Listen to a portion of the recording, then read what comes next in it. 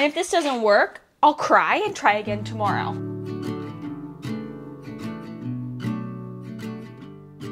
Hey, it's Mads and welcome back to my kids. Today is a very exciting day. This is a very exciting project because it is officially like the first real project we're doing here in our new home that happens to also be like my grandma's home that she's lived in for the last 45 years, 50 years-ish. I'm very excited to get started. There is so much to do here and so much to get into. I really want to focus on starting small and not getting overwhelmed with the amount of projects that need to be done, can be done, should be done. I'm really taking this one step at a time to avoid being overwhelmed. I know that like renovating a house, making over a house, turning a house into a home can be really stressful. And I want to make sure I'm doing this in like bite-sized chunks and doing it in a very like sustainable and like mindful way so that I don't drive myself, Jordan, my grandma, or the cats totally crazy with a destroyed house. We have to live in it while I do all of this. So I'm trying to make this like as minimally impactful as possible. This week, as you can tell by the title, these cats are just going crazy. Seven has just been a demon today. He's just, I don't know what's gotten into him, but he's just been all over the place. He's hunting the birds. Anyway, we are starting with a project that my grandma has wanted done for a long time, and it is changing these bifold doors into French doors or traditional doors that just like open straight. These bifold doors are actually original to the home. So these doors and these tracks and everything were put in the 70s and have not been messed with since. My grandma's always wanted them changed, but never really got around to it. So I figured why not do something that is not only like practical, but also like functional and will be like a good stepping stone into projects. Disclaimer, I have never hung a door before. I just never, I haven't. So I want to make sure I'm doing this right and really figuring out how this is done. It's been off its track, my grandma says, for like 5 years. It is like off the, can you even see? Like its pin up here is off the track, like it broke or something. So this one is in like desperate need of change. The other ones are still functional, but this one is like the worst one. So I figured we'd learn on this door and we would figure it out together. Here is everything I think I'm going to need and everything I've gathered to do this project. I think this is going to be it, but if I need anything else, I'll let you know when I get it. As far as tools go, I'm just going to be using a drill. As far as I can tell, I won't need anything. And I'm also gonna have like basic painting supplies, so like a roller, this can of white paint that I found in my grandma's basement, and also like a stir stick and then the roller and stuff like that. If you don't have a paint tray, you can always use like a paper plate or anything. I'm also like a big fan of just the dunk method. I know that's not the right way, but I've done it before and I'll do it again. I just have a paint tray, so I'll be using that. I also have some hole filler. I'm using drywall spackling. I don't think it's gonna make much of a difference. I just wanna cover any of the existing drill holes and make sure I have a nice even surface.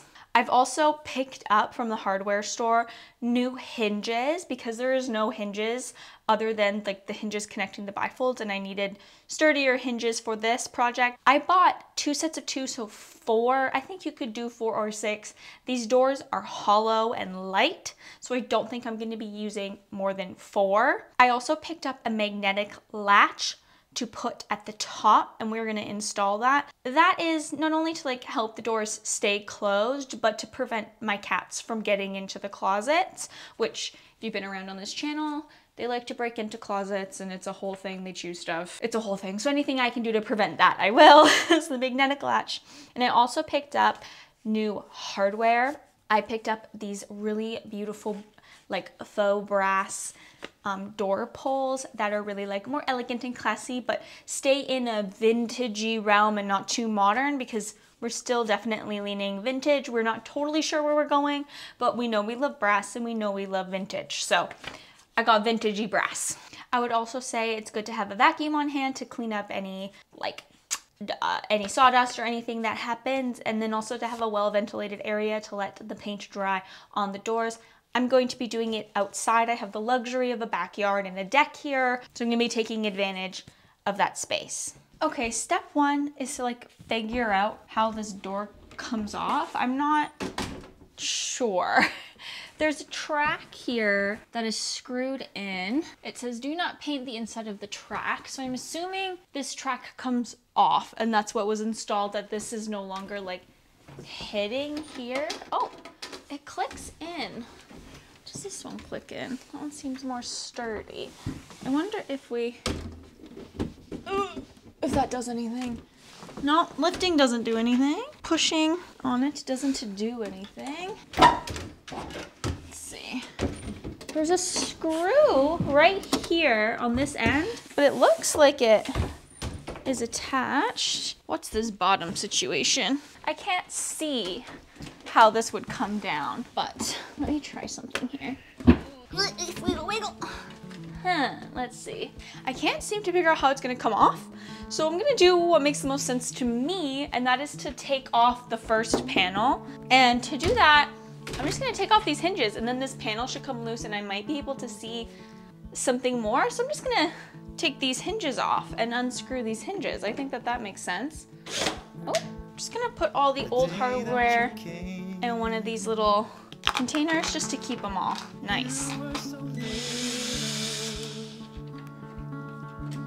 I'm not sure if this is actually gonna help, but I'm gonna try it. Okay, hinge one is off.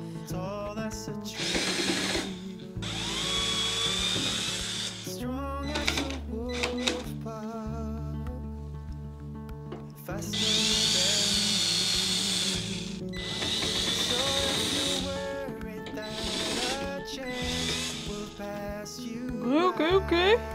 Ah! It's free! Okay, let's get this one out of the way. Yeah, the backs of the doors are definitely gonna need to be. Let's see if we can see anything now that this is all separated. Oh!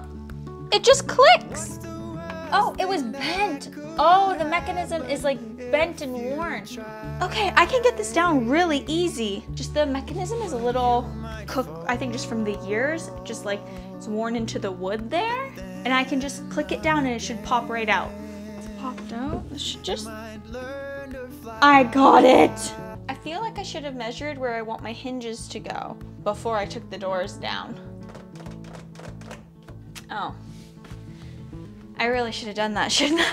So I'm sure there's a more like elegant way or professional way to do this, but I figure this can't be that hard and it can't be that crazy, right? So all I'm gonna do is take my door hinge and a pencil and measure. And I'm just gonna do this one door and I'll match it exactly on the measurements of the other door so I only have to like do this part twice. Where it sits is pretty good. And I'm just gonna like set it here, I think. And I mark the wall, just in case. We'll see which becomes more useful, but just marking both just in case. All right, part one is done. Let's get set up outside.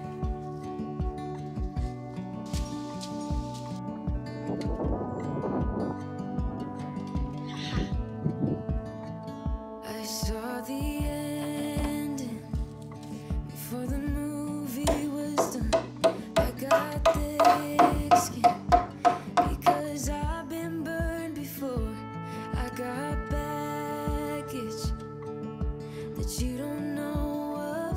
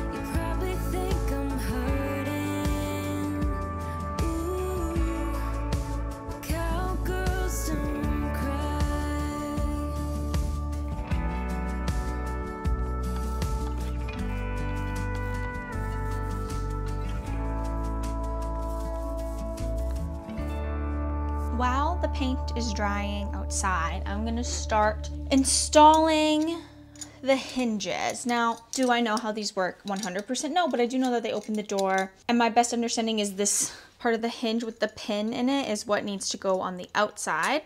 So this side is gonna be flush, and then, oh no, it's gonna be like this. And the door will open on this hinge from this point. So I have to like have the pin on the outside like this, yeah? That's how I think it's gonna work. I hope it's gonna work that way because that's the way I'm doing it. There's a frame in here. So I'm going like right into a stud. So I think I should be fine. I'm gonna go grab my level real quick. I can't find my level in all my boxes. So I'm just gonna use the level tool on my iPhone. Work smarter, not harder, you know? A girl's gotta do what a girl has got to do. I have the first hinge hung and it's level and nice and ready. So I'm just gonna do the same thing. I'm gonna like measure out a distance at the bottom that seems reasonable and match that on the other side. I'm just worried about them being even, less about them being like at a certain height because I think it's fine. Like what could possibly be wrong? Okay, so the door is dry and I have it inside. This seems like self-explanatory. Like I'm just gonna put it on the hinges here and hold it up a little bit and screw these in. That makes sense to me. And then it should work. We'll see.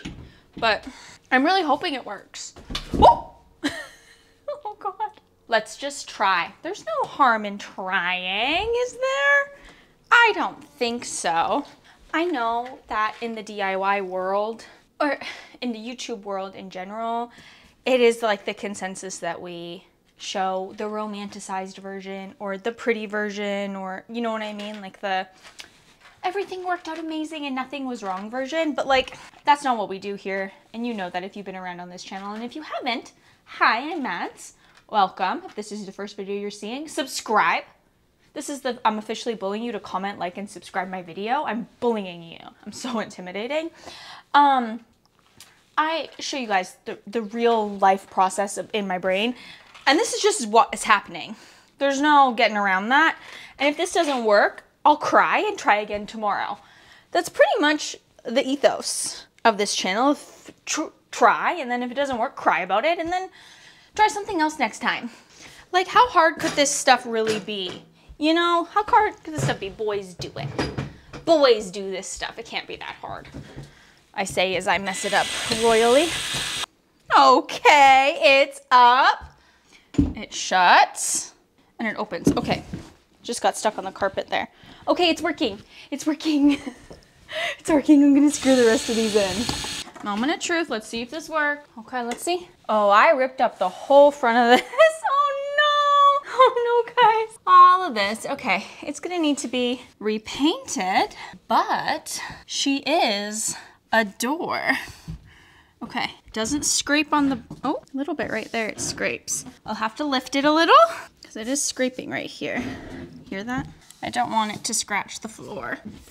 I'm very hot and very sweaty from doing that all by myself, but I'm gonna adjust this so that it doesn't hit the floor and then attach the second one. A few tips and tricks that I figured out doing this first one. Put something under the door as like a jimmy or a shiv. I'm using my grandma's sandal, don't tell her. And it's easier to start at the bottom than at the top, and don't screw your screw in all the way. Leave it undone a little bit so you have like room to adjust it when you do the top one, and you can kind of manipulate it a little bit still, and you have a little bit of wiggle room. I found that that works best. All right, guys, I spent the morning letting the final coats of touch-up paint dry, and now that I'm looking at this white, I hate it.